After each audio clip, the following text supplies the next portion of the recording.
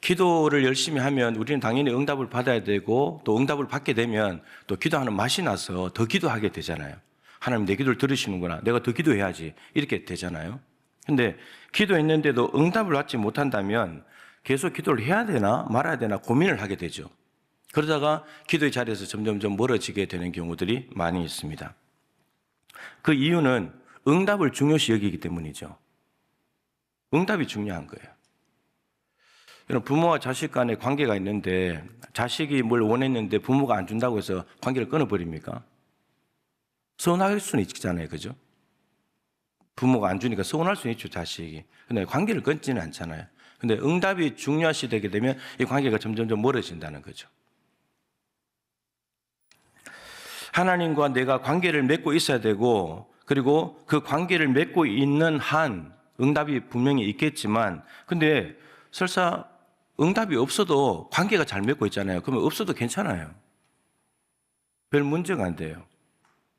뭐 조금 서운할 수는 있겠지만 괜찮아요.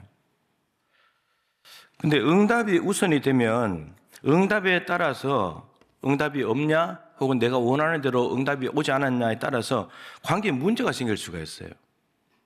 아브라함도 이제 하나님께서 먼저 약속하신 것이지만 하나님 자식 준다 그랬는데 너에게서 날 자식이 후사다 그랬는데 이제 아브라함이 응답을 빨리 받으려고 하갈을 취해서 이스마엘을 낳아버렸잖아요. 그 하나님과의 관계에 문제가 생기는 거예요. 문제가. 이렇게 된다는 거죠. 응답에 초점을 맞추게 되면 그렇게 된다라고 하는 겁니다. 관계가 우선이 되면 응답이 다르거나 없어도 그대로 관계는 유지가 되는 거예요. 바울, 하나님께서 하신 말씀을 따라서 아시아에서 복음을 전하는데 하나님이 막아도 또 막아도 관계는 계속 유지가 되는 거예요. 응답이 안 돼도. 자, 한 가지 정리하겠습니다. 기도에 있어서 응답보다도 중요하고 우선하는 것은 관계여야 된다. 하나님과 나와의 관계가 훨씬 중요하다라는 것. 자, 근데 이 안에는 이제 좀 들어가서 볼 것이 관계는 맺어져 있는데 응답이 당연히 있겠지만 응답이 없을 때가 있겠죠. 관계가 맺어졌는데도 응답이 없을 때가 있습니다. 이럴 때는 응답을 안 하시는 하나님께 문제가 있는 것이 아니라 관계에 문제가 있는 거예요. 성경에서 여러분 관계가 맺어져 있는데도 응답이 없는 경우는 많습니다. 네 마음에 죄악을 품고 있지만 하나님이 듣지 않으신다. 죄가 있으면 하나님과의 관계가 이미 멀어져 버렸는데 응답을 주실 리가 없다는 거예요. 마음에 정욕으로 쓰려고 잘못 구하면, 자기를 과시하려는 동기, 자기의 교만을 드러낸다면 하나님이 응답 안 하신다는 거예요. 그는 관계에 문제가 있다는 거죠. 이미. 관계를 살펴보라는 거예요. 그것 때문에 하나님이 관계는 맺어져 있지만 응답을 안 하실 때도 있습니다. 여러분, 관계가 중요하고 우선되어야 한다는 말이 관계를 그러면 맺지 않으면 응답도 없는가? 이것을 의미하지는 않습니다. 여러분, 성경에 보시면 관계를 맺지 않았는데도 응답을 받는 경우들이 수도 없이 많습니다. 병자들이 귀신 들린 사람들이 예수님을 찾아오잖아요. 관계 맺지 않았는데 문제 때문에 찾아왔는데 관계는 없는데 응답은 받아요. 너무너무 많잖아요. 관계가 안 맺어졌는데. 근데 중요한 건 이거예요. 왜 응답을 주시는가? 하나님이 은혜로우시고 자비로우신 분이기도 하지만 하나님이 응답을 주시는 데는 목적이 있어요. 뭐냐면 관계를 맺기 위해서예요. 순서가 바뀐 거지만 관계를 맺으면 응답이 오겠지만 근데 순서를 바꾸는 것도 관계가 맺어지지 않았는데도 찾아와서 도움을 구하면 응답을 주시는 이유가 응답 주고 난 뒤에 너 나하고 같이 관계를 맺고 살자라는 것 때문이에요. 그것 때문에 응답을 주시는 거고 자비를 베풀어 주시고 치유해 주신다는 거죠. 그러니까 응답 자체가 목적이 아닌 거예요. 하나님의 의도는 너 나하고 같이 관계를 맺고 살자. 이게 목적인 거죠. 하나님의 초청이에요. 그래서 공관복음에 다 나오는 한 예를 들면 혈루증 걸린 여인, 무리들 틈바구니로 와서 예수님의 옷에 손을 대면 내가 나을 것이다. 손을 댔어요. 능력이 와서 나아버렸어요. 예수님과 관계 없었죠. 부정한 여인이고 더군다나 예수님 손에 옷을 대면 안 되는데 근데 손을 댔어요. 그런데 예수님께서 능력이 나간 걸 아셨고 병자는 나았습니다. 근데 예수님이 자기 길을 가면 되잖아요. 여러분, 그렇게 가면 응답이 목적이죠. 그런데 예수님이 멈췄었어요. 그리고 그 여자를 찾아요. 두려움과 초조함으로 예수님 앞에 나서 자기 했던 일을 이실을 짓고 해요. 근데 예수님께서 이렇게 부릅니다. 딸아, 너는 이제 부정한 여인 아니야. 하나님의 딸이 됐어. 관계. 이 관계를 맺자고 하시는 거예요. 그래서 응답을 먼저 주셨지만 궁극적으로는 관계를 맺자는 겁니다. 아들이 되고 딸이 되는 관계. 주님이 그걸 원하신다는 거죠. 이 하나님의 의도와 목적을 알아차리지 못하고 응답받는 것에만 급급하게 된다면 응답을 받게 되잖아요. 그럼 어떻게 되냐? 하나님 떠나요. 누가복음 17장에 보면 10명의 문둥병자가 이렇게 격리가 돼서 살아가잖아요. 예수님이 지나가시는 걸 보고는 소리 질렀죠. 예수님 우리를 좀 도와주십시오. 불쌍히 해주십시오. 먼저 요청을 했습니다. 관계가 없었는데. 그래서 예수님이 응답해 주죠. 너희들 제사장에 가서 너희 몸을 보여라. 이 말은 제사장에게 문둥병이 걸렸을 때 제사장에 가서 확인을 받고 그리고 다 나아도 가서 다 나았다는 것을 확인을 받는 것이 제사장의 역할이었거든요. 그럼 이 말은 지금 문둥병이 몸에 있는데 제사장에 가서 몸을 보이라는 말은 너희들이 가다가 고침을 받을 거니까 가서 확인받고 이제 가정으로 삶의 자리로 돌아가라는 말이었죠. 근데 이 10명이 놀랍게도 그 말씀을 믿고 가다가 다 나았습니다. 그런데 예수님께 돌아온 사람은 몇 명이었죠? 한 명에서 한 명, 사마리아 사람. 9명은 응답을 받았잖아요. 근데 하나님과의 관계를 맺지 않고 응답이 목적이었기 때문에 응답만 받고 자기 길을 가버린 거예요. 예수님과 관계 맺지 않는 겁니다. 근데 한 명만 돌아와서 예수님께 감사하고 하나님께 영광을 돌리는 삶을 살게 된 거죠. 예수님은 찾으십니다. 9분 다 어디 갔냐? 다 고침 받지 않았냐? 다 고침 받았다면 나하고 관계를 맺어야지. 다 어디 가버렸어? 예수님 찾으신다는 거예요. 우리가 9명은 혹시 아닐까요?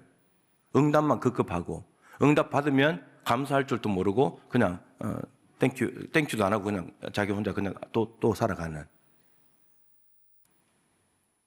먼저 응답을 받고 하나님의 목적대로 관계를 맺게 되면은 그 사람은 말로 다 할 수 없는 은혜를 누리게 됩니다. 나만 장군을 아시지 않습니까? 그 게시바의 말을 듣고 왔다가 처음에는 자기가 생각한 대로 응답을 안 받아서 화가 났지만 근데 엘리사가 처방한 대로 병이 다 낫고 난 뒤에는 그냥 병 나았으니까 돌아가는 것이 아니라 와서 감사의 표시를 하려는 마음도 있고 무엇보다도 이스라엘 땅에 흙을 가지고 가서 노새에 싣고 가서 내가 다시 아람으로 돌아가야 되지만 거기서 내가 하나님께 이 흙으로 제단을 만들어서 예배하고 싶다고 나 하나님과 예배하는 관계를 맺고 싶다고 이게 나만입니다. 그러니까 먼저 응답을 받았다 할지라도 하나님께서 의도하시는 관계를 맺는 사람은 하나님과 더 깊은 관계 속에서 은혜를 누리며 살게 된다는 거예요. 여러분 응답이 없으면 마음은 조금 힘들겠죠, 그죠? 근데 하나님과 관계를 맺고 있다면 사실 응답은 중요하지 않은데 왜냐하면 응답을 하시는 분이 하나님이니까 하나님 옆에 계시면 되는 거 아니에요. 에녹처럼 에녹은 300년 동안 하늘과 동행했는데 맨날 응답을 받고 살았겠죠. 응답이 없어도 하나님과의 관계는 안 깨지는 거예요. 여러분 근데 응답이 없으면 마음은 사실 좀 힘들겠지만 관계가 깨어지면 이런 표현이 좀 그렇습니다. 영혼이 파탄나요. 영혼이 파탄납니다.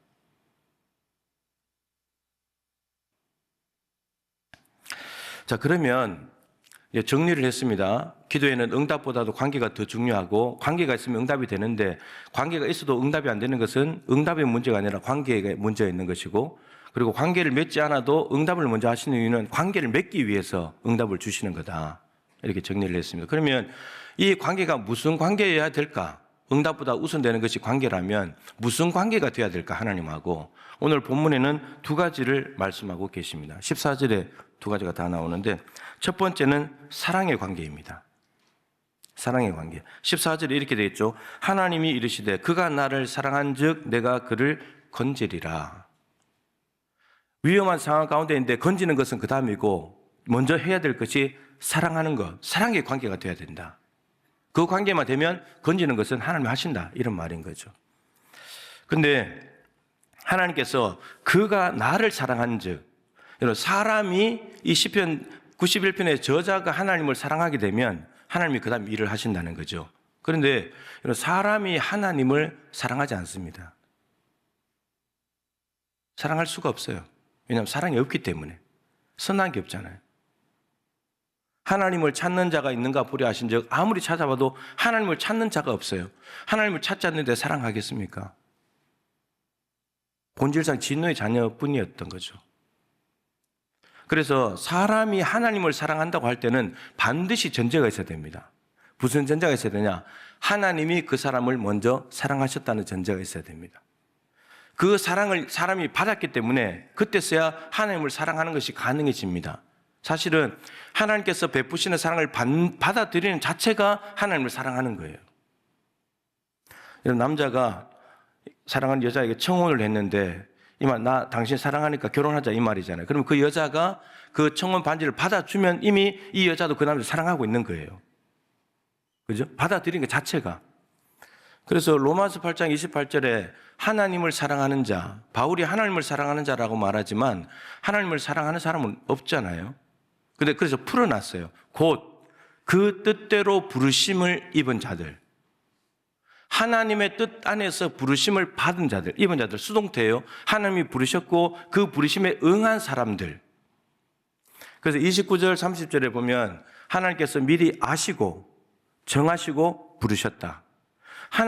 인간이 하나님을 향해서 뭘 하기도 전에 하나님께서 먼저 행하시는 행동이 있다는 겁니다. 하나님께서 우리를 먼저 아셨고 정하셨고 부르셨다는 겁니다. 근데 이게 다 하나님의 사랑이라는 거죠. 구원을 위한 하나님의 사랑. 그래서 하나님을 사랑하는 자라는 말은 이 하나님께서 나를 아시고 정하시고 부르셨는데 이 사랑을 부르셨을 때 받아들인 사람. 그러니까 하나님이 청혼했을 때 나도 당신 사랑합니다. 받아들일게요. 한 사람. 그 사람들이 하나님을 사랑하는 사람이라는 겁니다.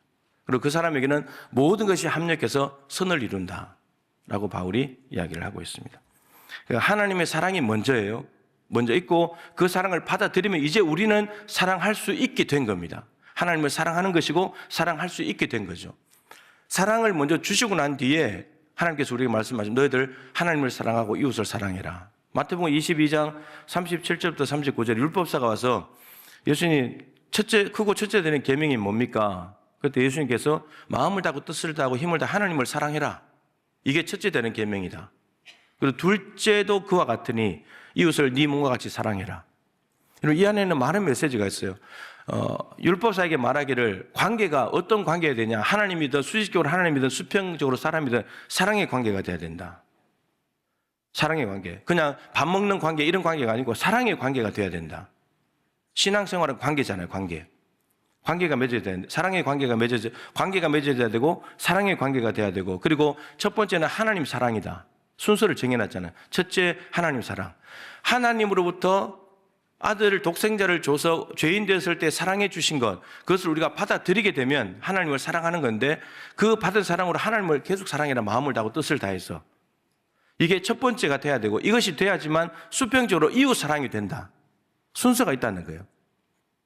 순서가 있다는 말은 첫째, 둘째가 있다는 말이고 그리고 이 사랑은 연결된다는 거죠. 분리될 수 없다는 거예요. 그러니까 하나님의 사랑을 받아들인 사람은 이걸 할 수 있다는 겁니다.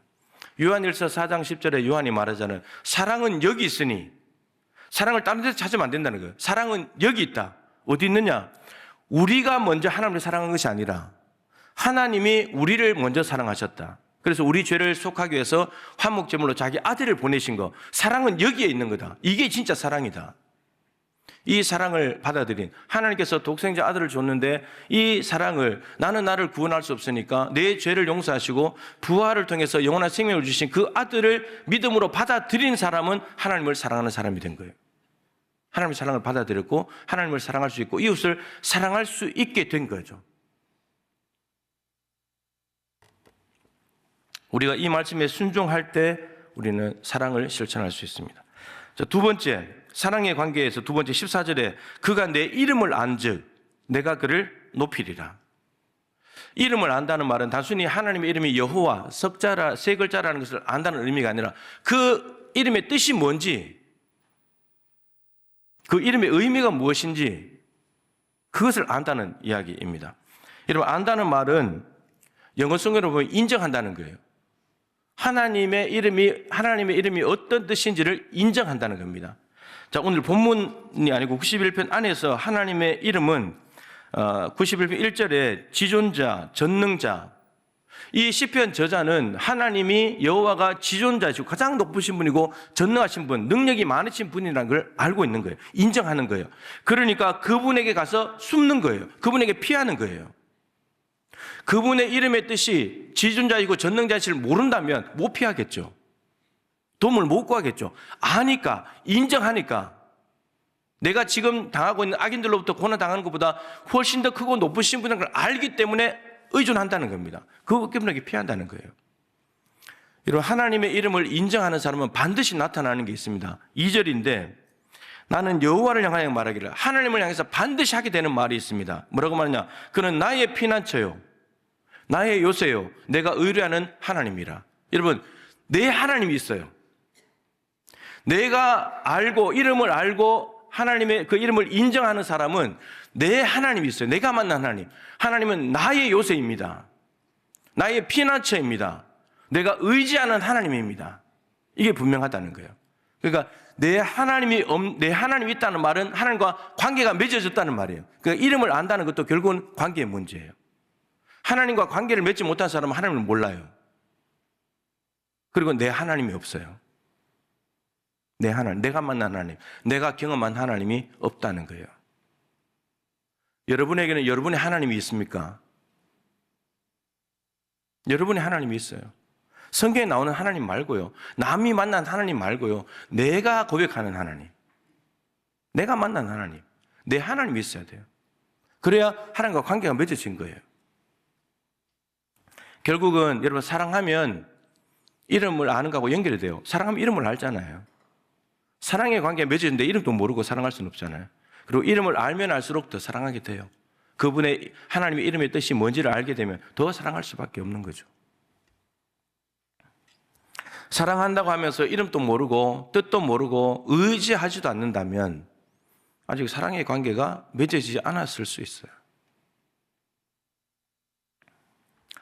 자, 이런 관계를 맺은 가운데 사랑의 관계와 이름을 아는 관계가 맺어지고 난 뒤에 하나님께 기도하잖아요. 그럼 15절 16절이거든요. 기도하게 되면 하나님께서 놀랍게도 5가지로 응답해요. 환난 당할 때 하나님께 간구했는데 하나님께서 5가지로 응답합니다. 첫 번째, 어떻게 응답하시냐? 함께 하신대요. 그와 함께 하여. 여러분, 이게 응답의 출발점이고 이거는 관계에서 나오는 거예요. 관계에서. 여러분, 함께 하면, 제가 성탄절 임마누엘 설교하면서 말씀드렸는데, 함께 하면 이런 일이 벌어집니다. 하나님이 함께 하시면 하나님이 함께 하시는 그 대상에 이 하나님의 능력을 경험하게 되고 하나님의 보호와 도움을 받으면서 엄청나게 만족과 기쁨이 있게 돼요. 반드시 그렇게 됩니다. 하나님이 그런 분이기 때문에. 하나님 그런 분이기 때문에. 자, 구체적으로 어떤 도움과 환난을 받게 되는, 어떤 도움과 보호를 받게 되는, 지금 이 저자는 환난 가운데 있는데 어떤 환난 가운데 있냐면요, 밤낮으로 힘들어요. 밤낮으로. 이 앞에 보면 나오는데 5절에 보면 너는 밤에 찾아오는 공포와 낮에 날아드는 화살과, 밤에는 공포가 찾아오고 낮에는 화살이 날아온대요. 6절에 어두울 때 퍼지는 전염병, 또 밝을 때 재앙, 그리고 악인들이 가까이 오는 8절에 악인들이 나옵니다. 이런 밤낮으로 고통당하는 이 환난을 당할 때 하나님께 간구했대요. 하나님을 사랑하고 하나님의 이름을 아니까. 그래서 간구했더니 하나님이 함께 하시면서 그를 보호하시고 도와주신데, 구체적으로 어떻게 4가지 함께 하시는 것이 첫 번째고, 함께 하시면 구체적인 내용이 뒤에 나오는 4가지입니다. 첫 번째가 뭐냐면 건져주신다는 거예요. 건져주신다. 그러면 지존자와 그리고 전능자에게 피하는 자들은 하나님이 건져주신다는, 건져주신다는 말은 이 저자가 당하는 환난보다도 하나님은 그 모든 환난에서 끄집어낼 수 있는 능력이 있다는 말이죠. 그분이 함께 하신다는 거예요. 사망이 없지만 골짜기를 다닌다 할지라도 하나님이 함께 하시면 두려워하지 않는 거예요. 그 다음에 2번째, 영화롭게 하신다라고 되어 있습니다. 영화롭게, 그를 영화롭게 하신다. 여러분, 지금 이 시편 저자는 이 시편 저자가 역전이 일어난다는 말이죠. 환난을 당하고 있는 자인데 구원받는 자가 되어버린다는 거예요. 온갖 비방과 사람들의 화살, 비방을 하는 거예요. 비방. 정죄하고 욕을 하고 엄청나게 많은 조롱을 당하고 고통 가운데 있는데 그를 높여버린대요. 역전돼버린다는 거예요. 그 다음 3번째, 장수하게 하여서 만족하게 하신다. 여러분, 장수하게 해서 만족한다는 건 단순한 목숨 연장이 아니라 목숨이 연장되는 것만큼 하나님의 만족과 기쁨이 있다는 거예요. 여러분, 장수하면 복입니까? 장수하면 복이에요? 장수는 복이라고 말하지만 건강해야 복이지. 침대에 누워서 100살까지 살면 그거 복입니까, 여러분? 그죠? 장수해야. 근데 하나님께서 만족하게 해주시겠다는 거예요. 나이가 들어도 오래 살아도 만족하게 해주겠다. 하나님께서 그것을 약속하고 계십니다. 자족하고 감사한 삶을 살겠다 하겠다는 거죠. 마지막으로 구원을 보여주시리라. 16절 그때 구원을, 하나님께서 너를 구원하시는 것을 많은 사람들에게 내가 보여줄 것이다. 여러분, 장수하는 동안에 사실은 만족만 있는 거죠. 환난도 반복되겠죠. 근데 하나님의 사랑도 반복되는 거예요. 하나님의 사랑도.